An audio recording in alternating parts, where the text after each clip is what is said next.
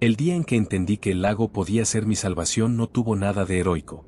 No hubo una revelación súbita ni una música ominosa de fondo. Solo estaba de pie sobre el viejo embarcadero municipal, con las manos en los bolsillos de la chaqueta, mirando cómo el viento arrugaba la superficie del agua y empujaba pequeñas olas contra los pilotes de madera ennegrecida. Detrás de mí, más allá de la línea de árboles desnudos, las sirenas no dejaban de sonar. Mi teléfono vibraba contra el muslo con insistencia, como un insecto atrapado que no sabía cuándo rendirse. No lo saqué. No quería ver los titulares, ni los mensajes, ni los videos que llevaba todo el día fingiendo que no existían. En el agua, en cambio, todo parecía inmóvil. Silencioso. Mortalmente normal. Me llamo Gabriel Ríos, y durante años me gané la vida supervisando este lago y otros 3 más que forman parte de la misma cuenca. Mi trabajo era aburrido para cualquiera que no amara el detalle: medir niveles, revisar orillas erosionadas, marcar zonas de riesgo, arreglar problemas pequeños antes de que alguien en la oficina central tuviera que involucrarse. Eso significaba que conocía cada ensenada, cada saliente de roca, cada rincón donde el agua cambiaba de color porque el fondo descendía de golpe. Y también significaba que sabía algo que casi nadie más sabía. En el extremo opuesto del lago, lejos de las casas de veraneo y de los muelles privados, había una isla diminuta que no figuraba en los mapas turísticos ni en las aplicaciones de navegación. Un accidente geográfico demasiado pequeño y demasiado inútil como para merecer atención. Yo la había encontrado años atrás por pura casualidad, persiguiendo una boya suelta después de una tormenta. Empecé a construir allí una cabaña 3 veranos antes de todo esto. Nada sofisticado. Fines de semana robados, días libres, madera transportada en una lancha de aluminio tan vieja que el motor sonaba como si fuera a rendirse en cualquier momento. No había electricidad, ni caminos, ni vecinos curiosos.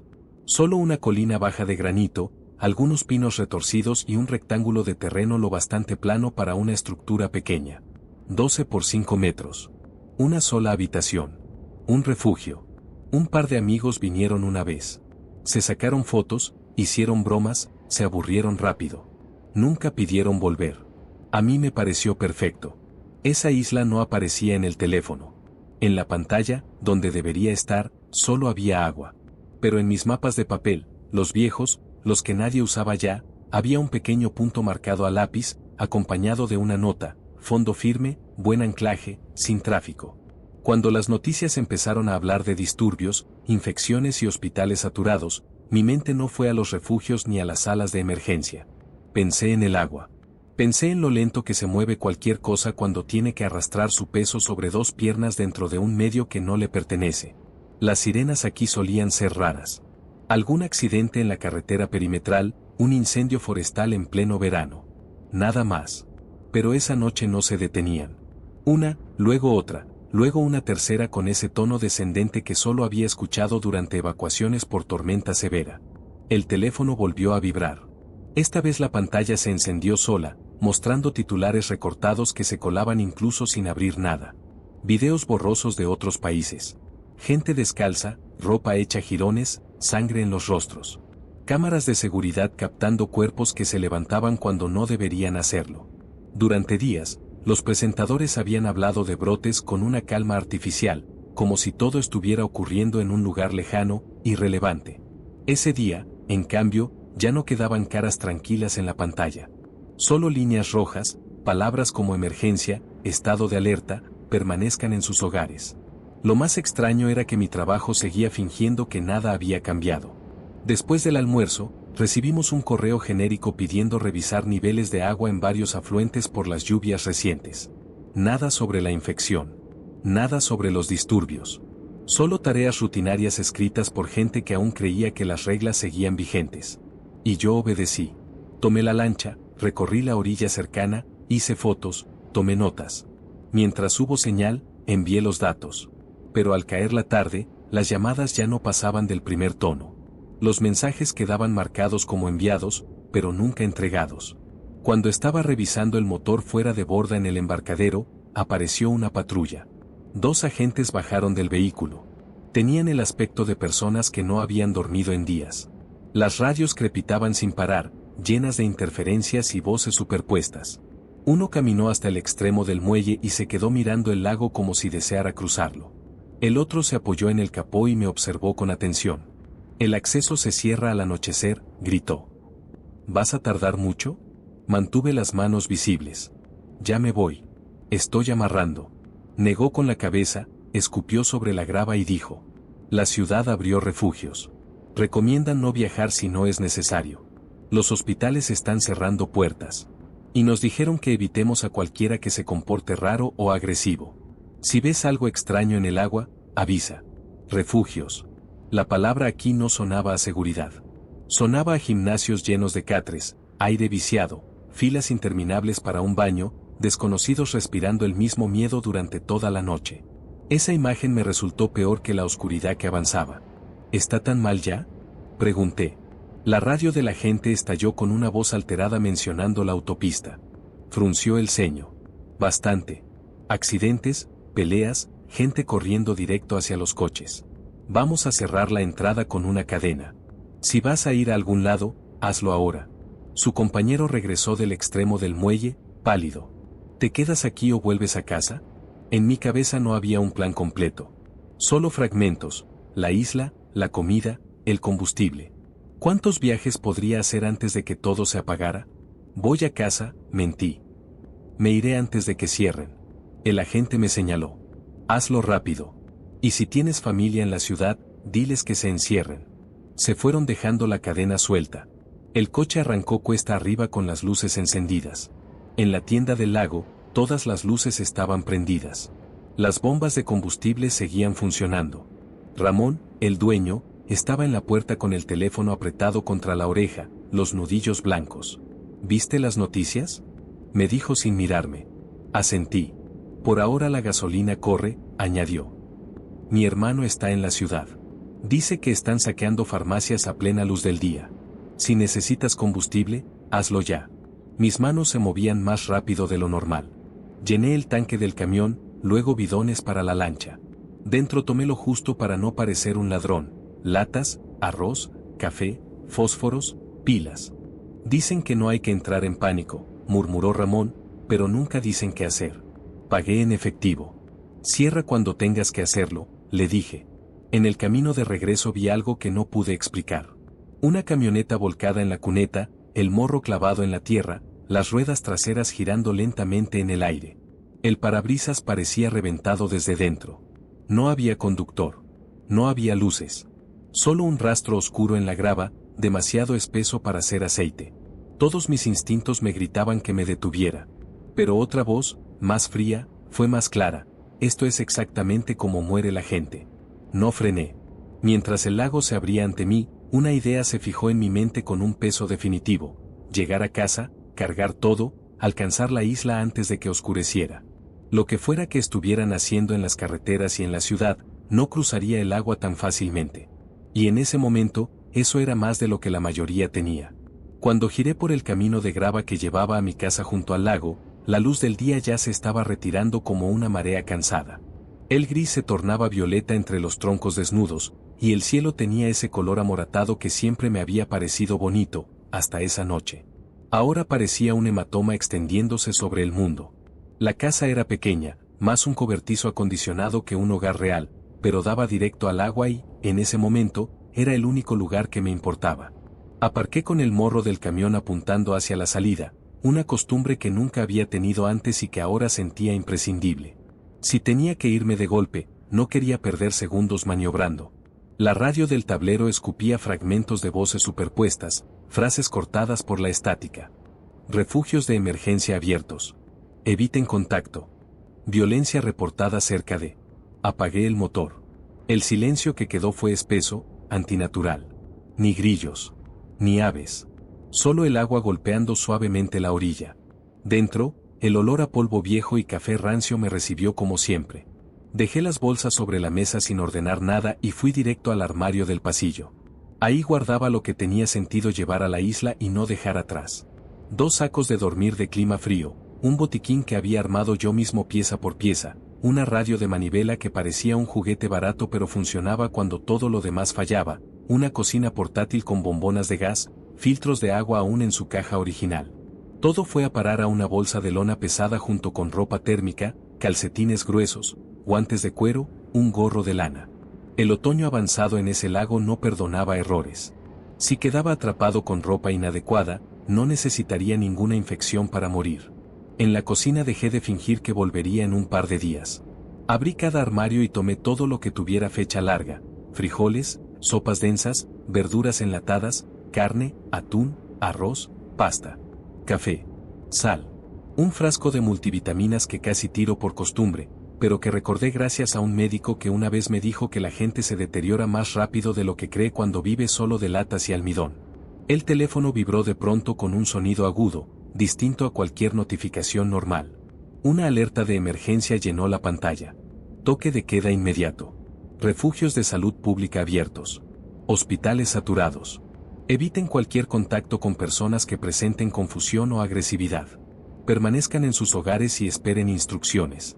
No decía cuándo llegarían esas instrucciones, ni si quedaba alguien para darlas.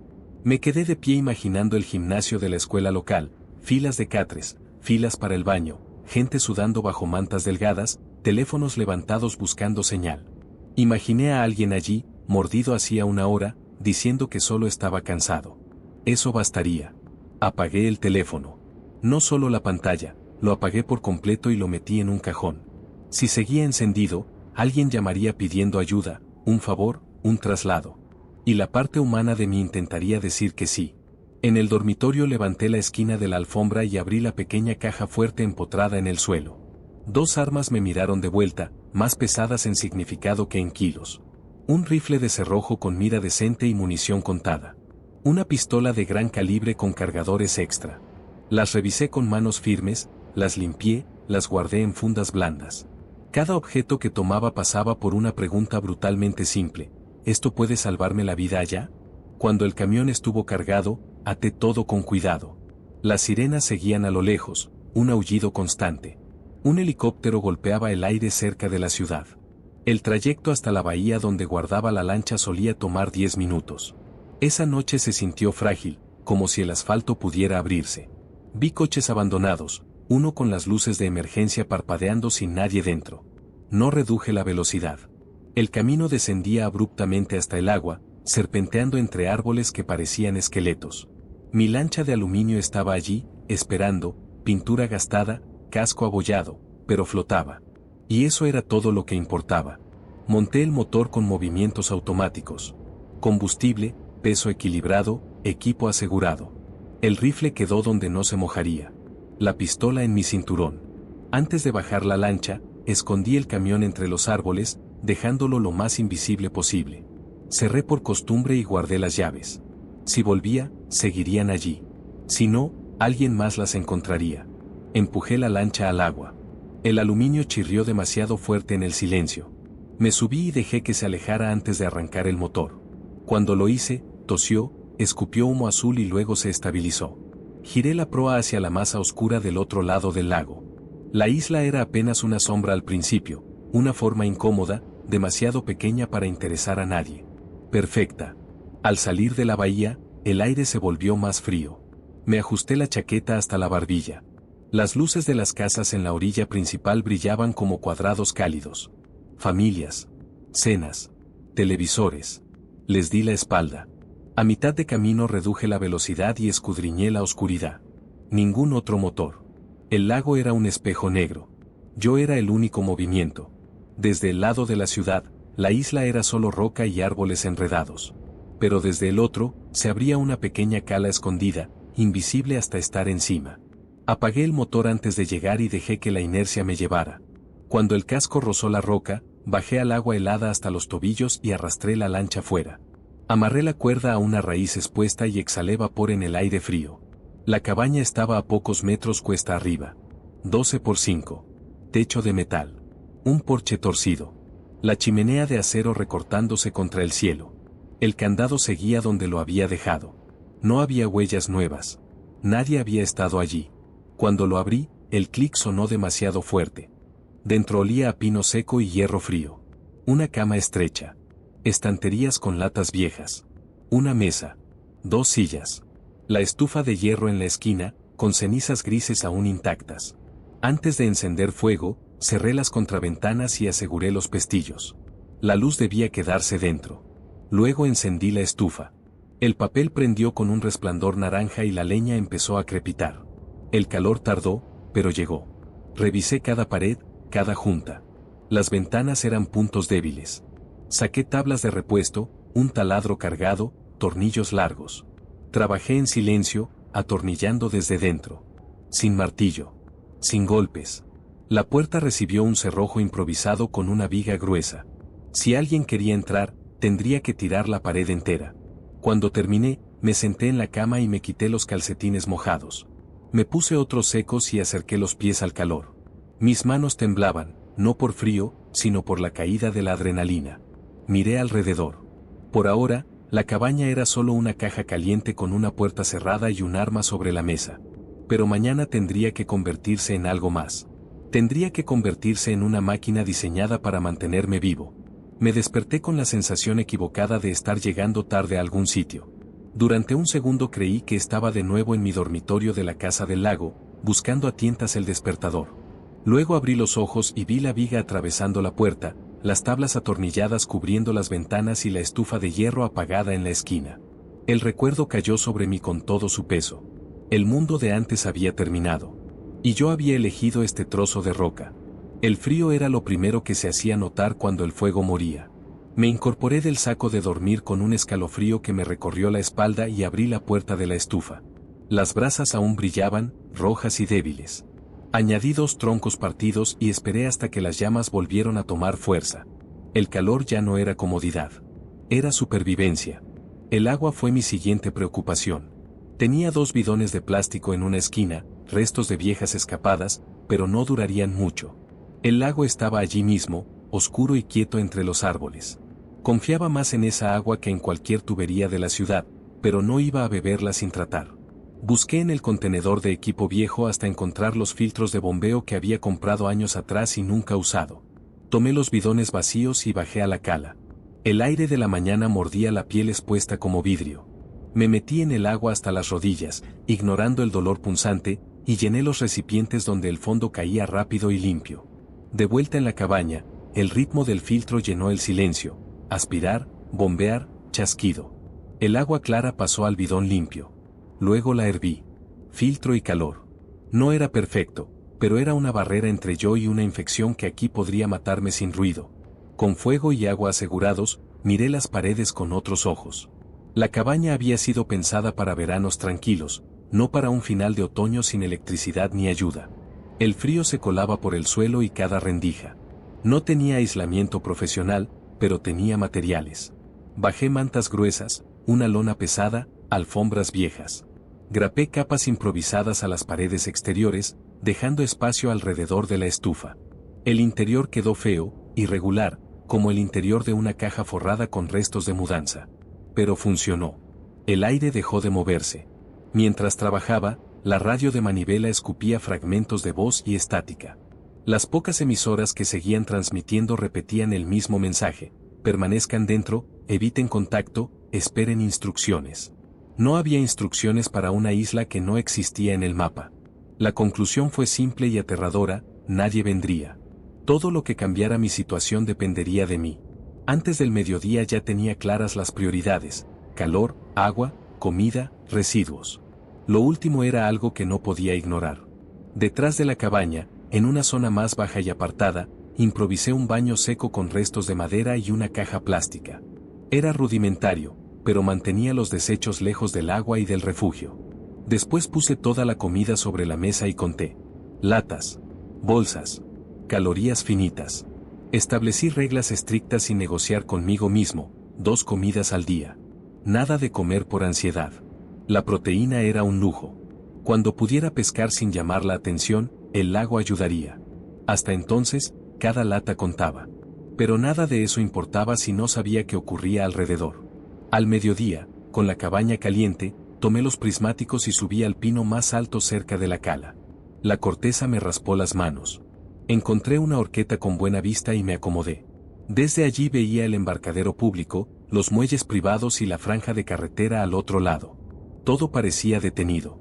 Casas silenciosas. Ningún bote. El zumbido habitual de la autopista era apenas un eco distante. Ese silencio era lo que más miedo me dio. Al tercer día, la escarcha cubría la barandilla del porche y el aire quemaba los pulmones al respirar. Volví a subir al pino con el rifle apoyado cerca. Ya no bastaba con imaginar. Necesitaba ver. Durante casi una hora no pasó nada.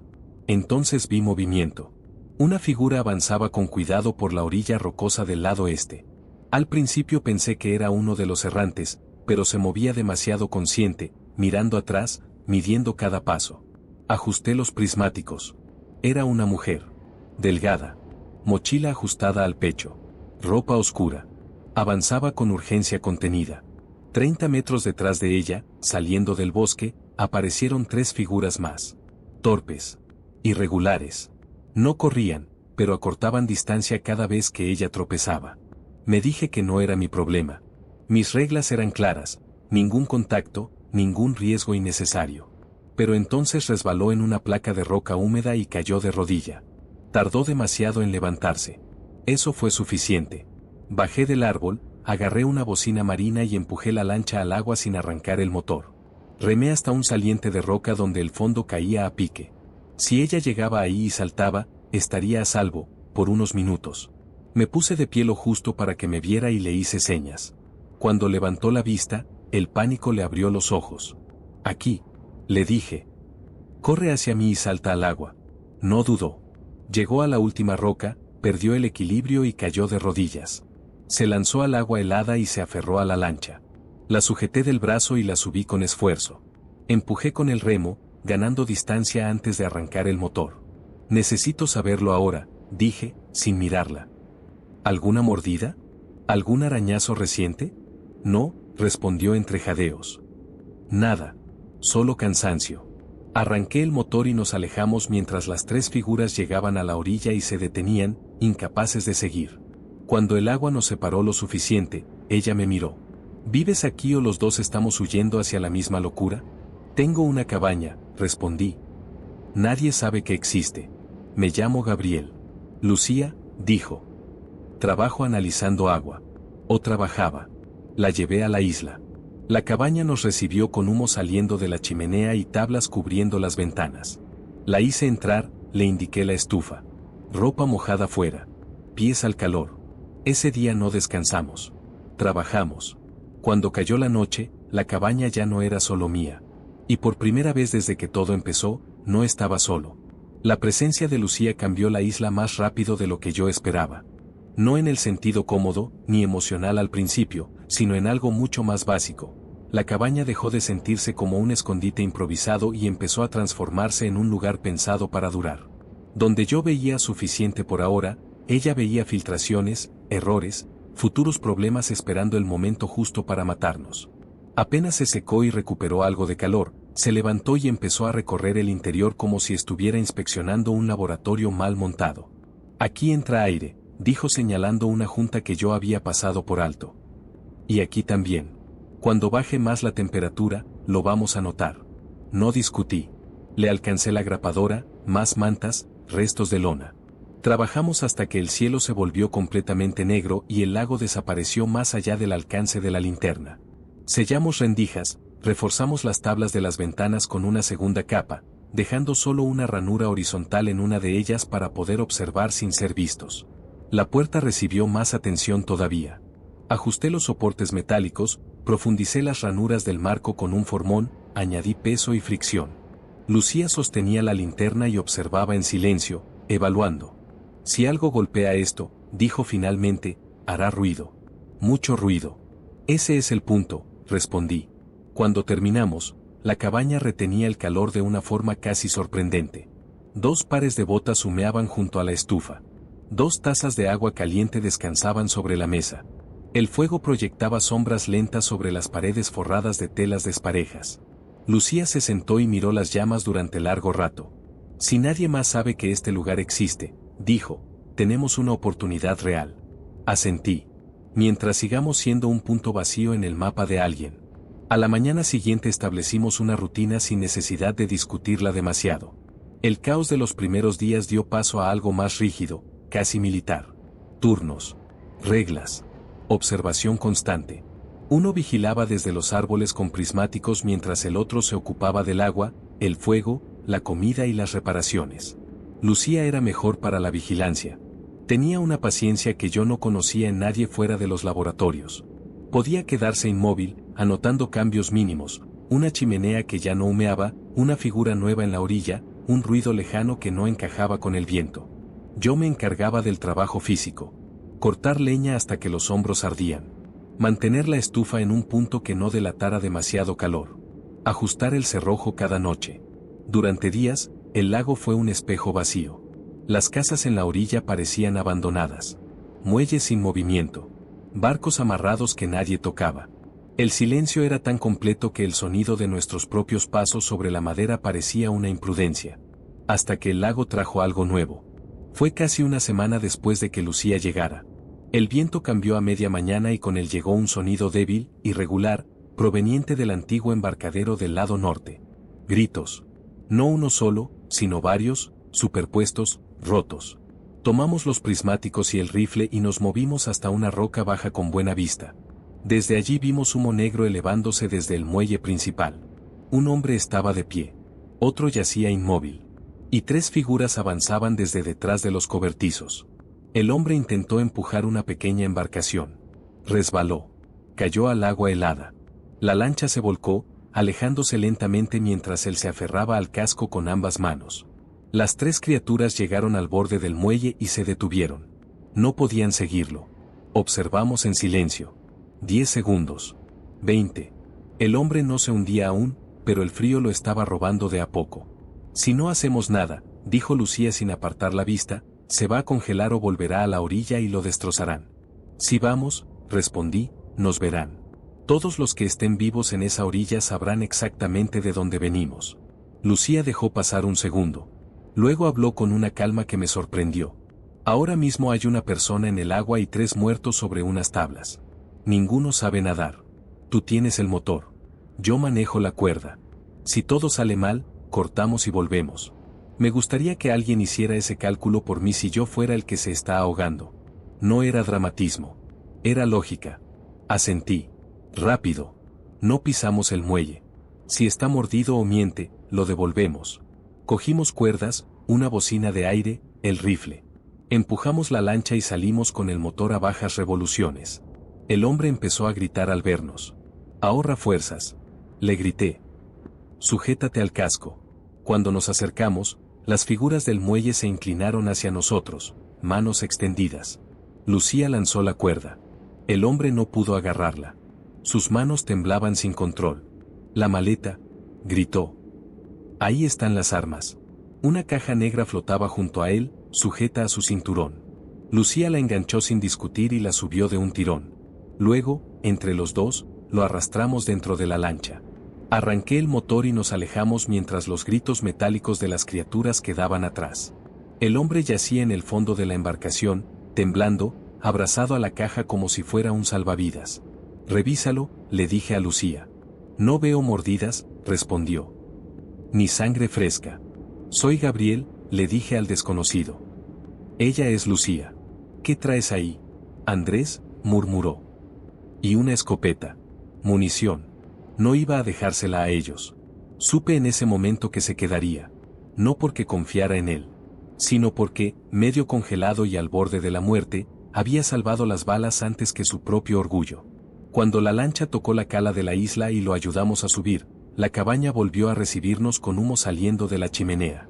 Ya no éramos 2. Éramos 3. Y el lago, definitivamente, ya no era solo nuestro. Andrés pasó la primera noche envuelto en mantas, demasiado agotado para hacer preguntas y demasiado orgulloso para agradecer nada en voz alta. Tiritaba incluso cuando el fuego estaba en su punto más alto, los dientes castañeteándole con un ritmo irregular que no auguraba nada bueno. Lucía lo vigiló durante horas, midiendo su respiración, observando el color de su piel, buscando señales que no quería encontrar. Yo me senté al otro lado de la mesa, limpiando la escopeta que había sacado de la caja negra. Era vieja, de corredera, con marcas profundas en la culata. Había sido usada. Mucho. La munición estaba contada y ordenada con una meticulosidad que me dijo más de Andrés que cualquier presentación posible. Hipotermia leve, dijo Lucía finalmente. Si fuera algo más grave, ya lo sabríamos. Pero va a necesitar calor constante y comida. Eso nos cambia las cuentas, respondí sin levantar la vista. Ella asintió. No hacía falta decirlo en voz alta. 3 personas consumían más leña, más agua, más comida. Cada decisión que antes me afectaba solo a mí ahora se multiplicaba. Cuando Andrés despertó por completo, ya entrada la mañana, pidió hablar. No quiero quedarme si no me quieren aquí, dijo con voz ronca. Pero no tengo a dónde ir. La ciudad cayó rápido. Mi esposa se quedó en silencio, mirando la pared. No salimos a tiempo. Nadie preguntó más. No hacía falta. Aquí no hay líderes, le dije. Hay reglas. Las rompes, te vas. Si nos mientes, te vas. Si pones a alguien en riesgo, te vas. El lago no discute.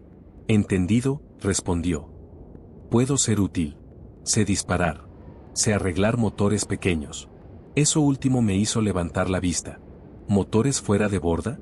De los viejos. Como ese, dijo señalando hacia la cala. Lucía y yo intercambiamos una mirada breve. Nada de sonrisas. Pero algo se acomodó en su lugar. Los días siguientes fueron una negociación silenciosa.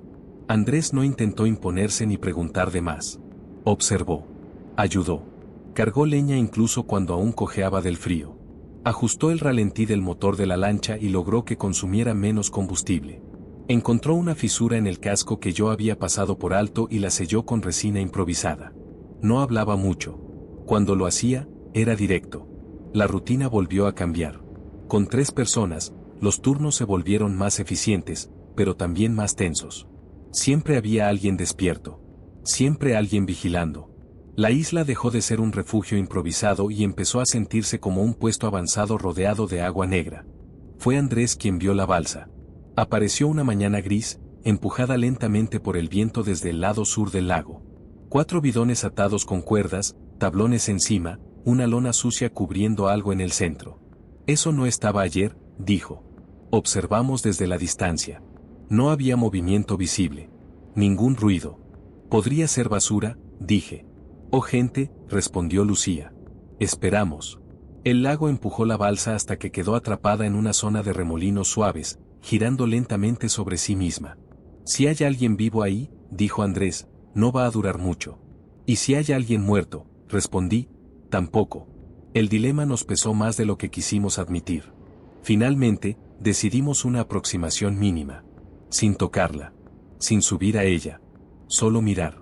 Nos acercamos con la lancha a baja velocidad. El olor llegó antes que cualquier otra cosa. Dulzón. Pesado. Bajo la lona había 2 cuerpos. Atados. Vendados. No se movían. Lucía palideció. Esto no fue un accidente, susurró. Retrocedimos de inmediato. No queríamos que nos vieran investigando. No queríamos dejar rastro.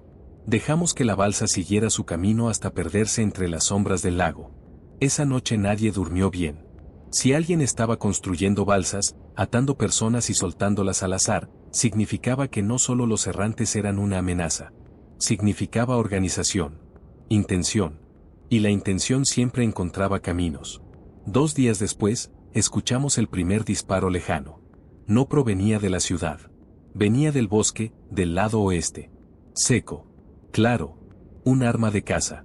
No somos los únicos que pensamos en el agua, dijo Andrés. Desde ese día, dejamos de hablar de si alguien vendría. Solo de cuándo.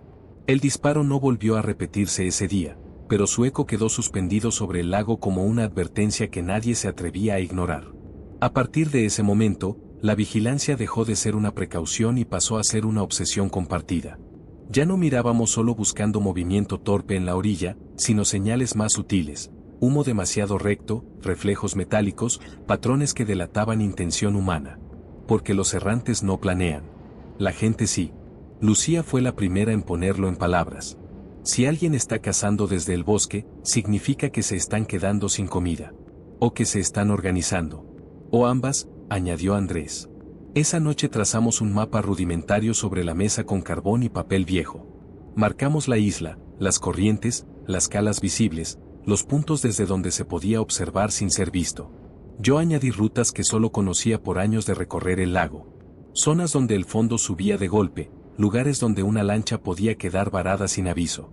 Aquí, dije señalando un estrecho natural entre dos salientes. Si alguien viene remando, tendrá que pasar cerca. El viento siempre empuja hacia ese lado. Entonces ahí es donde mirarán, respondió Lucía. El problema ya no era solo defender la isla. Era evitar que alguien la descubriera como una opción. Durante varios días, el lago volvió a quedarse quieto. Demasiado quieto. La radio seguía escupiendo fragmentos cada vez más incoherentes. Mensajes grabados que se repetían como un disco rayado. Ya no hablaban de refugios. Solo de zonas de exclusión y rescate prioritario, sin explicar para quién. Fue al amanecer del 10º día cuando vimos el bote. No era una lancha como la nuestra. Era más grande. De fibra. Motor potente. Avanzaba lento, sin rumbo claro, como si estuviera buscando algo específico. Eso no es alguien huyendo, murmuró Andrés. Eso es alguien buscando. Nos escondimos entre los árboles, observando a través de la rendija que habíamos dejado en la ventana reforzada. El bote describió un arco amplio, demasiado amplio para ser casual. Se detuvo. Volvió a avanzar. Luego se dirigió directo hacia nuestra cala. Apagué la estufa de inmediato. Lucía cerró la salida de humo con la placa improvisada. La cabaña se enfrió en minutos, pero preferimos el frío al atar nuestra posición. No dispares a menos que sea inevitable, le dije a Andrés. No pienso hacerlo, respondió. Si disparo, es porque ya nos vieron. El bote se acercó lo suficiente como para distinguir siluetas. 2 hombres. Armados. No parecían desesperados. Se movían con seguridad, como si el lago les perteneciera. Amarraron en una roca cercana, no en nuestra cala exacta, pero demasiado cerca para ser coincidencia. Uno de ellos saltó y examinó el terreno. El otro se quedó en el bote, escopeta en mano. ¿Vieron algo?, susurró Lucía. Quizá humo antiguo. Quizá huellas. Esperamos. Cada segundo era una cuerda tensándose. El hombre que estaba en tierra avanzó unos metros, luego se detuvo. Agachado, tocó algo en el suelo. Se enderezó lentamente. Leña cortada, dijo Andrés sin necesidad de mirar. Fresca. El hombre levantó el brazo e hizo una señal. Fue entonces cuando entendí algo que me heló más que el frío. No estaban explorando. Estaban confirmando. Tomé el rifle y me deslicé hacia la parte trasera de la cabaña, donde un ángulo muerto nos daba una salida hacia el bosque denso. Lucía ya estaba allí, con la mochila preparada. Andrés cargó la escopeta, el sonido seco resonando demasiado fuerte en mi cabeza. «Plan», susurró Lucía. «No negociamos», respondí. «Si entran, hacemos ruido, los obligamos a retroceder hacia el agua y nos vamos por el norte. Ellos no conocen el fondo. Nosotros sí». El hombre dio un paso más. Otro. Y entonces pisó una rama seca. El crujido fue mínimo, pero bastó. Gritó. «Sabemos que hay alguien aquí». No respondimos. «No venimos a pelear», continuó. «Solo queremos hablar». Mentía. Se notaba en el tono, en la forma en que el otro hombre levantó el arma. Andrés fue el primero en disparar. No al hombre. Al motor del bote. El impacto fue limpio. El motor escupió humo y murió. El hombre del bote gritó una maldición. El que estaba en tierra giró, sorprendido. «Ahora», grité. Lucía activó la bocina marina. El sonido fue brutal, rebotando entre las rocas. Gritos distantes respondieron desde la orilla principal del lago. Los hombres entraron en pánico. Uno cayó al agua al intentar volver al bote. El otro disparó a ciegas hacia el bosque. No esperamos más. Corrimos por la ruta norte, entre árboles y roca, sin linternas, guiados por memoria y urgencia. El suelo descendía abruptamente hasta una pequeña ensenada que solo se veía desde cierto ángulo. Allí teníamos otra lancha. Más pequeña. Más lenta. Pero invisible. Empujamos y remamos sin mirar atrás. Cuando por fin arrancamos el motor, la isla quedó envuelta en sombras y ecos lejanos. Disparos. Gritos. El sonido inconfundible de algo cayendo al agua. «No volverán a confiar en nadie», dijo Lucía. «Ni nosotros», respondí. Mientras el lago nos tragaba, supe que habíamos cruzado una línea. Ya no éramos solo supervivientes escondidos. Éramos un objetivo que había logrado escapar. No regresamos a la isla esa noche. Navegamos sin luces, siguiendo una ruta amplia que nos mantuviera lejos de las orillas conocidas. El motor pequeño vibraba como si fuera a desarmarse, pero siguió obedeciendo. Nadie habló durante el trayecto. No hacía falta. Cada uno estaba repasando los mismos pensamientos, lo cerca que habíamos estado, lo fácil que había sido perderlo todo, lo rápido que alguien había decidido que ese pedazo de tierra nos pertenecía menos que a ellos. Cuando por fin apagamos el motor, dejamos que la lancha derivara hasta quedar protegida por un conjunto de rocas bajas cubiertas de juncos. Era una zona que yo conocía bien. El fondo era fangoso, traicionero, imposible de caminar sin hundirse hasta la rodilla. Perfecto para ocultarse. Horrible para atacar. Aquí no nos seguirán, dije en voz baja. No sin saber exactamente dónde están entrando. Arrastramos la lancha y la camuflamos con ramas y lona oscura. Encendimos un fuego mínimo, contenido entre piedras, solo lo justo para no congelarnos. Nadie comió. El estómago estaba cerrado por el miedo y la tensión. Van a volver, dijo Andrés al cabo de un rato. No hoy. Pero volverán. Lucía asintió. Y no vendrán a hablar. El amanecer llegó sin color, una franja gris extendiéndose sobre el lago. Desde nuestra posición, la isla se veía como siempre, inmóvil, silenciosa, casi inocente. No había humo. No había movimiento visible. Eso no significa nada, dije. Pueden estar esperando. Regresamos al agua al mediodía, rodeando la isla por el lado menos accesible. Nos mantuvimos a distancia, observando con prismáticos. Fue Lucía quien vio el primer cambio. La puerta, dijo. Está abierta. Sentí un nudo en el estómago. Nos acercamos un poco más, siempre listos para girar. El porche estaba destrozado.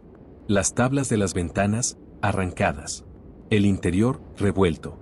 No incendiado. No destruido por completo. Registrado. Buscaron cosas, murmuró Andrés. No venganza. Recursos. Desembarcamos con cuidado, armas listas, cada sonido amplificado por el silencio. Dentro, la cabaña parecía un reflejo distorsionado de lo que había sido. Latas abiertas y vacías. Estanterías volcadas. La mesa rota. La estufa, intacta. No sabían usarla, dijo Lucía. Si lo hubieran sabido, se habrían quedado. Eso fue un alivio breve. En una de las paredes, alguien había dejado una marca con carbón, una flecha apuntando hacia el lago y una palabra escrita torpemente debajo. Vuelvan. No era una invitación. Ya no es segura, dijo Andrés. Nunca lo fue, respondí.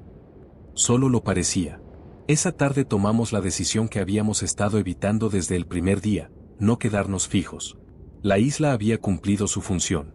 Nos había dado tiempo, perspectiva, una oportunidad. Pero ahora era una trampa con coordenadas claras. Empacamos lo que quedaba útil. Quemamos lo que no podíamos cargar. Borramos huellas, derribamos lo poco que quedaba reconocible. Cuando nos fuimos, la cabaña volvió a ser solo madera ennegrecida entre árboles.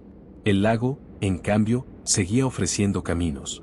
Navegamos hacia el norte, hacia zonas menos pobladas, donde los mapas se volvían vagos y la señal nunca había sido buena. Dormimos en orillas distintas, nunca 2 noches en el mismo lugar. Aprendimos a escuchar el agua, a leer el viento, a reconocer cuando un sonido pertenecía a la naturaleza y cuando no. Con el tiempo, vimos más señales de vida. Algunas esperanzadoras, humo controlado, redes de pesca bien hechas, huertos improvisados cerca de riachuelos. Otras no tanto, disparos, fogatas caóticas, gritos nocturnos que preferíamos no investigar. Nos volvimos selectivos. Ayudábamos cuando podíamos hacerlo sin exponernos. Observábamos durante días antes de acercarnos. Y cuando lo hacíamos, nunca revelábamos todo. Nunca decíamos de dónde veníamos. Una noche, mientras remendábamos una red junto al fuego, Lucía habló por primera vez del futuro sin que sonara a teoría. No podemos seguir moviéndonos para siempre, dijo. El cansancio mata tan seguro como el frío. Pero quedarnos quietos también, respondió Andrés. Miré el lago, extendiéndose hacia la oscuridad. Entonces no buscamos un refugio, dije. Buscamos algo mejor. ¿Qué cosa?, preguntó Lucía. Pensé en la isla, en la cabaña, en el error de creer que el silencio era invisibilidad. Un lugar que no parezca valioso, respondí. Uno que nadie quiera, hasta que sea demasiado tarde. El lago no respondió. Nunca lo hacía. Pero seguía allí. Y mientras hubiera agua entre nosotros y el resto del mundo, seguiríamos teniendo una oportunidad. Encontrar un lugar que nadie quisiera resultó ser más difícil de lo que sonaba.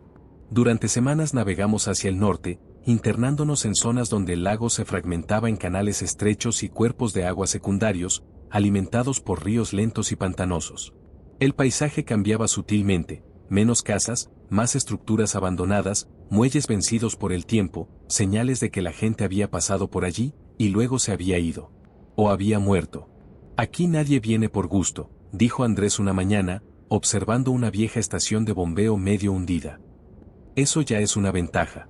La estación estaba construida sobre pilotes de hormigón, conectada a tierra firme por un camino elevado que ahora estaba parcialmente colapsado. Había servido, décadas atrás, para regular el nivel del agua durante las crecidas estacionales. Ahora era un bloque gris olvidado, rodeado de juncos y agua turbia. No había vistas bonitas. No había árboles frutales ni tierra fértil evidente. El agua alrededor era profunda y el fondo irregular. Difícil de cruzar a pie. Difícil incluso de aproximarse sin conocer el lugar. Eso nos hizo detenernos. Pasamos 2 días observando desde la distancia. No vimos humo. No vimos huellas recientes. Solo aves, ratas de agua y el sonido constante del viento empujando los juncos contra el hormigón. No es un hogar, dijo Lucía. Es una herramienta. Exacto, respondí. Y las herramientas no despiertan codicia. La estructura tenía 3 niveles. El inferior estaba parcialmente inundado, pero los superiores seguían secos. Había una sala principal con ventanas estrechas, un antiguo cuarto de control y una plataforma superior desde donde se podía ver gran parte del canal. No había electricidad, pero sí restos de cableado, tuberías gruesas y una chimenea industrial que aún podía adaptarse. Nos tomó días asegurar el lugar. Sellamos accesos innecesarios, reforzamos escaleras, improvisamos trampas de ruido con latas y alambre. Usamos el hormigón a nuestro favor, bloqueando entradas con peso muerto en lugar de barricadas evidentes. Desde fuera, el sitio seguía pareciendo abandonado. Desde dentro, era un laberinto defensivo. La vida volvió a adoptar una forma reconocible. Pescábamos en silencio al amanecer. Hervíamos agua en grandes lotes. Secábamos alimentos siempre que el clima lo permitía. Andrés fabricó un sistema simple para recolectar lluvia desde el techo inclinado. Lucía clasificó nuestras provisiones con una precisión casi científica, ajustando raciones según esfuerzo físico y temperatura. Yo patrullaba. Aprendí cada eco del lugar. Cada crujido nocturno. Cada patrón del viento al golpear las paredes de hormigón. El mundo exterior seguía siendo peligroso, pero aquí el peligro tenía que atravesar capas antes de llegar a nosotros. No tardó en hacerlo. Una noche, escuchamos voces. No gritos. No amenazas. Conversación baja, cansada. Al menos 4 personas. Se movían por el canal en una embarcación pequeña, empujando con pértigas. «No saben que estamos aquí», susurró Andrés. «Todavía», respondí. Los observamos desde una rendija elevada. Eran civiles. Mal equipados. Demasiado confiados. Se detuvieron cerca de la estación, examinando la estructura con linternas débiles. «Van a intentar entrar», dijo Lucía. «No porque quieran. Porque necesitan algo». Esperamos a que tocaran tierra. Cuando uno de ellos golpeó una trampa de ruido y las latas comenzaron a repiquetear, activé la bocina marina desde el nivel superior. El sonido los desarmó por completo. «Aquí no», grité. «No hay nada para ustedes». Apunté el rifle hacia el cielo y disparé una sola vez. No para herir. Para marcar. Corrieron. Tropezaron. Se empujaron entre ellos para volver a la embarcación. En menos de 1 minuto, el canal volvió a quedarse vacío. «Eso fue limpio», dijo Andrés. «Y suficiente», respondió Lucía. No nos vieron. Solo nos escucharon. Esa noche, mientras apagábamos el fuego y revisábamos perímetros, sentí algo nuevo. No alivio. No esperanza. Confianza. Habíamos aprendido. Fallado. Perdido un refugio. Sobrevivido a gente peor que los errantes. Y aún así, seguíamos aquí. El mundo no se había vuelto seguro. Pero nosotros sí nos habíamos vuelto más difíciles de romper. El invierno llegó sin anunciarse. Una mañana despertamos y el canal estaba cubierto por una capa delgada de hielo, irregular, quebradiza, como una advertencia más que una barrera real. No era lo bastante gruesa para caminar, pero sí lo suficiente para cambiar las reglas. Las lanchas ya no se deslizaban en silencio. Cada movimiento rompía, crujía, delataba. Ahora el agua trabaja en nuestra contra, dijo Lucía mientras observaba la superficie. Todo el que se acerque va a hacer ruido, pero nosotros también. Eso nos obligó a reducir salidas. Menos pesca. Más racionamiento. Menos margen de error. La estación de bombeo demostró su valor en esos días. El hormigón retenía el calor mejor de lo que habíamos calculado. Adaptamos la chimenea industrial con un tiro largo que disipaba el humo a ras del techo, casi invisible a distancia. Dormíamos vestidos, en turnos, siempre con alguien despierto. Fue en una de esas madrugadas cuando Andrés me despertó sin una palabra, apoyando 2 dedos en mi hombro y señalando hacia arriba. Pasos. No torpes. No errantes. Pasos medidos sobre el nivel superior. Me incorporé despacio, rifle en mano. Lucía ya estaba en posición, observando desde un ángulo muerto. Las trampas de ruido no habían sonado. Eso significaba que quien estuviera ahí se movía con cuidado, o sabía dónde pisar. Una sombra cruzó frente a una de las ventanas estrechas. No son los del canal, susurró Lucía. Estos saben lo que hacen. Esperamos. Los pasos se detuvieron justo sobre nuestras cabezas.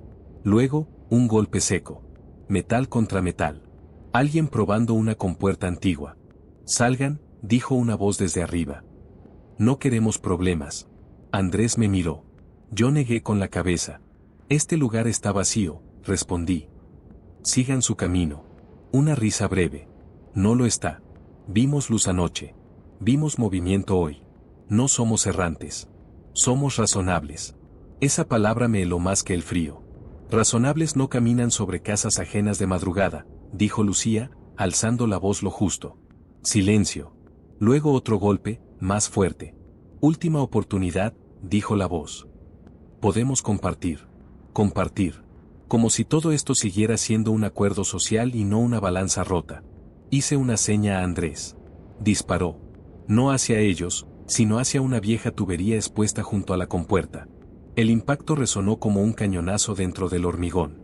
Un eco brutal, ensordecedor. No den un paso más. Grité.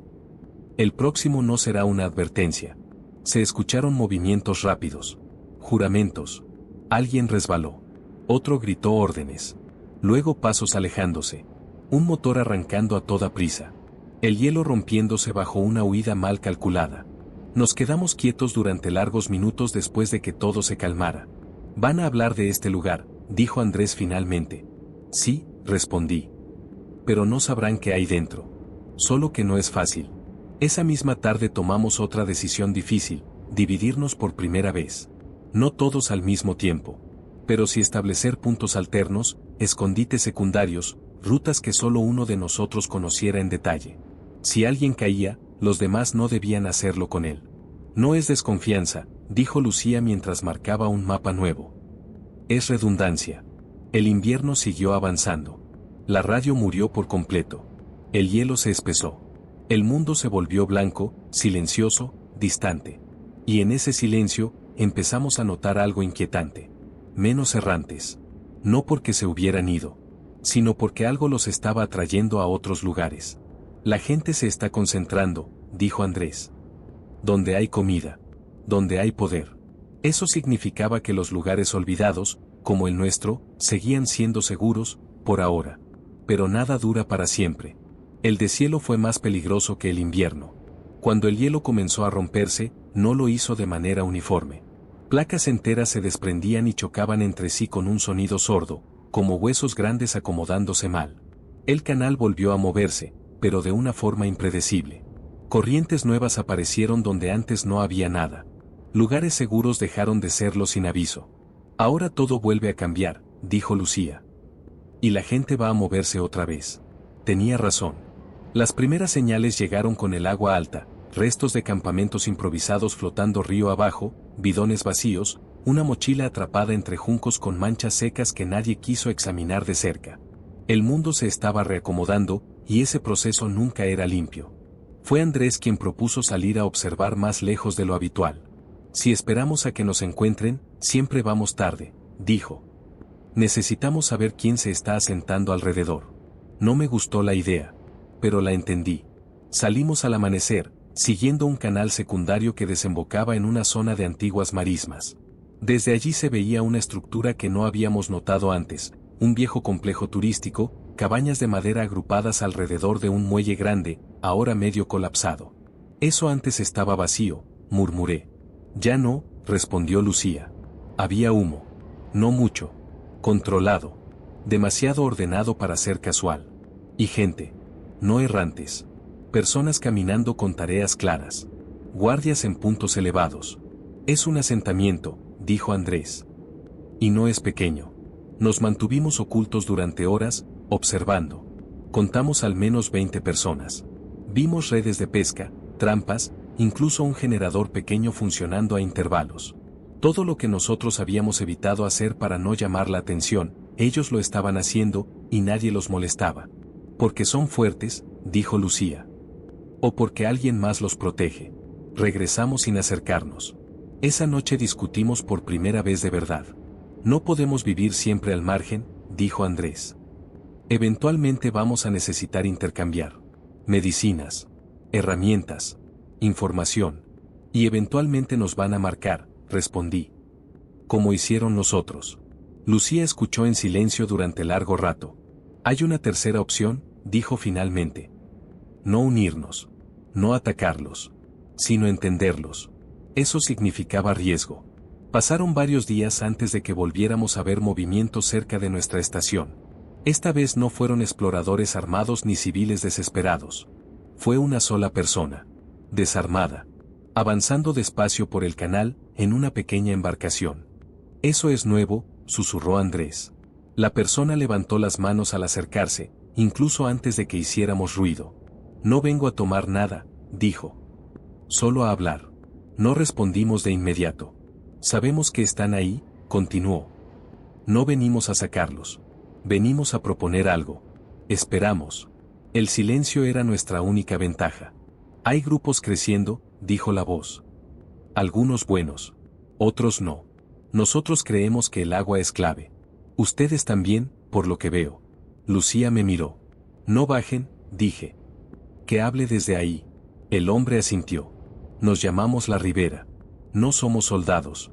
Somos pescadores, mecánicos, médicos. Defendemos lo que tenemos, pero no buscamos guerra. Queremos ojos en el agua. Gente que entienda el lago.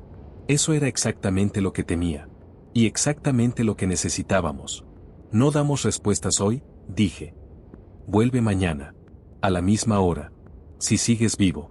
El hombre sonrió, una mueca cansada más que una amenaza. Eso es más de lo que esperaba. Cuando se fue, nadie habló durante mucho tiempo. Si decimos que sí, dijo Andrés, dejamos de ser invisibles. Y si decimos que no, respondió Lucía, seguimos solos en un mundo que ya no lo está. Miré el agua, moviéndose lentamente alrededor del hormigón. Pensé en la isla. En la cabaña. En la palabra escrita con carbón en la pared. Vuelvan. Tal vez el mundo no dejaba de llamarte. Tal vez solo esperaba a que eligieras cómo responder. El hombre de la ribera regresó al día siguiente, tal como había dicho. Misma embarcación. Mismo ritmo lento al avanzar. Manos visibles. Ningún arma a la vista. Si era un truco, estaba bien ensayado. Si no lo era, también. ¿Te llamas?, dije desde arriba. Tomás, respondió. Antes era profesor. Ahora soy mensajero, al parecer. No bajamos. Hablamos a distancia, con el viento llevándose parte de las palabras y devolviendo otras deformadas. Aún así, fue suficiente. La ribera ocupaba el antiguo complejo turístico que habíamos visto. Se habían asentado allí porque el lago les daba comida, rutas y una defensa natural. No eran pocos. Tampoco eran tantos como para imponer su voluntad a la fuerza. Eso, según Tomás, los obligaba a ser cuidadosos. No buscamos subordinados, dijo. Buscamos aliados que no quieran convertirse en jefes. Lucía arqueó una ceja. Eso suena bien dicho, respondió. Demasiado. Tomás aceptó la crítica con un encogimiento de hombros. Nada suena bien cuando el mundo se rompe, dijo. Pero quedarse solo tampoco ha funcionado para casi nadie. Cuando se fue, otra vez sin incidentes, pasamos horas hablando. Andrés veía la oportunidad. Acceso a medicamentos. Repuestos. Información constante sobre movimientos humanos. Yo veía el riesgo, rutas compartidas, rostros memorizados, dependencia. Lucía fue quien inclinó la balanza. No es un sí o un no definitivo, dijo. Es un hasta dónde. Aceptamos un contacto limitado. Información a cambio de información. Nada de visitas regulares. Nada de coordenadas exactas. Nosotros seríamos los del agua, sin nombre ni ubicación fija. Durante las semanas siguientes, el acuerdo funcionó. Avisamos de balsas sospechosas. De movimientos armados. De corrientes peligrosas tras el deshielo. A cambio, recibimos antibióticos, sal, semillas resistentes al frío. No vimos a nadie más. No nos pidieron más de lo acordado. Pero el mundo no se detuvo para respetar pactos frágiles. Una tarde, mientras Andrés y yo revisábamos redes río arriba, escuchamos explosiones lejanas. No disparos. Explosiones reales. Demasiado profundas para ser accidentes. El humo se elevó desde la dirección de la ribera. Regresamos a toda velocidad. Cuando Tomás apareció de nuevo 2 días después, ya no levantó las manos. Tenía el brazo vendado. El rostro demacrado. No fue un ataque errante, dijo. Fue gente. Organizada. Con armas largas. Vinieron por comida y se quedaron por control. Lucía cerró los ojos un instante. ¿Resistieron? Al principio. Luego negociaron. Ahora están dentro. Eso lo cambió todo. La ribera ya no era un asentamiento libre. Era un punto estratégico en manos de alguien que entendía el valor del agua y de las personas que la dominaban. Nos van a buscar, dijo Andrés. Tarde o temprano. Sí, respondí. Y esta vez no será para hablar. Esa noche, mientras apagábamos luces y revisábamos rutas de escape que esperábamos no usar nunca, entendí algo con una claridad incómoda. El lago ya no era solo refugio ni camino. Era frontera. Y las fronteras, tarde o temprano, siempre se cruzan. Después de la caída de la ribera, el silencio volvió a cambiar de sabor. Ya no era solo ausencia de ruido. Era expectativa. Como si el lago entero estuviera conteniendo la respiración, esperando el momento exacto en que alguien cometiera un error. Cortamos el contacto. No por crueldad, sino por necesidad. Tomás no volvió. Y aunque una parte de mí esperaba verlo aparecer una última vez, con alguna advertencia final, sabía que cada día que pasaba sin noticias era, en sí mismo, un mensaje. Si los tomaron, dijo Lucía, también tomaron sus rutas. Sus acuerdos. Sus nombres. Y nosotros éramos parte de eso, añadió Andrés. Nos movimos. No de inmediato. No en pánico. Esperamos el momento correcto, cuando la luna estuvo nueva y el viento favorecía el ruido del agua. Desmontamos lo esencial de la estación de bombeo, lo que no podía ser usado en nuestra contra. Quemamos papeles, borramos marcas, dejamos el lugar tal como lo habíamos encontrado meses atrás, vacío, frío, irrelevante. Esta vez no huimos hacia lo desconocido. Huimos hacia algo que habíamos preparado sin darnos cuenta. Durante semanas, habíamos marcado puntos discretos, una plataforma semihundida, restos de un puente ferroviario olvidado, una serie de islotes bajos que solo emergían cuando el nivel del agua descendía. Ninguno era habitable por sí solo. Pero juntos formaban un sistema. No un hogar, dijo Lucía mientras remábamos en la oscuridad. Una red. Eso nos salvó. Porque 3 días después vimos las luces. Lanchas grandes. Motores potentes. Patrullas circulares cerca de donde había estado la estación. Gente buscando algo que ya no estaba allí. Nos siguen el rastro, susurró Andrés. No, respondí. Siguen una idea. Durante días nos mantuvimos en movimiento, usando puntos distintos cada noche, nunca dejando señales claras. Dormíamos poco. Comíamos frío. Hablábamos lo justo. Y aún así, el encuentro fue inevitable. Ocurrió al amanecer, cerca de un islote cubierto de juncos. Estábamos escondidos cuando escuchamos voces demasiado cerca. No errantes. Órdenes. Una lancha se acercó más de lo prudente, raspando el fondo. Ahora, susurré. No atacamos. Nos dejamos ver. 3 siluetas. 3 personas cansadas. Armadas, sí, pero no agresivas. Eso descolocó más que cualquier disparo. No buscamos pelea, dije. Pero tampoco vamos a obedecer. El hombre al frente nos observó largo rato. Tenía la mirada de alguien que había ganado demasiado rápido. El agua pertenece a quien puede controlarla, dijo. No, respondió Lucía. El agua sobrevive a todos. El silencio se alargó. Finalmente, la lancha retrocedió. No valen el costo, dijo el hombre. Pero no se acerquen a nuestras zonas. No respondimos. Cuando se fueron, Andrés soltó el aire que llevaba conteniendo minutos enteros. Nos dejaron ir. No, dije. Nos descartaron. Y eso era suficiente. Pasaron meses. El mundo siguió reorganizándose en pequeños dominios, algunos brutales, otros frágiles. Nosotros seguimos siendo un rumor. Gente que aparecía donde no debía, que conocía el lago mejor que nadie y que nunca se quedaba. A veces ayudábamos. A veces advertíamos. A veces solo observábamos. Con el tiempo, dejamos de pensar en volver a un antes. Porque ese antes ya no existía. Una noche tranquila, mientras el agua reflejaba un cielo limpio, Lucía habló en voz baja. ¿Crees que algún día dejaremos de movernos? Miré el lago, extendiéndose en todas direcciones.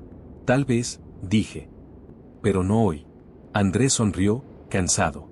Mientras tengamos agua, dijo, tenemos opciones. Y por primera vez desde que todo empezó, esa frase no sonó como un consuelo. Sonó como una verdad. Por favor, danos un like si disfrutaste de este video, y no olvides compartirlo con cualquier persona que pienses que podría encontrar este tema fascinante. Tu apoyo nos ayuda a seguir creando contenido de calidad y nos motiva a seguir explorando historias tan intrigantes como esta.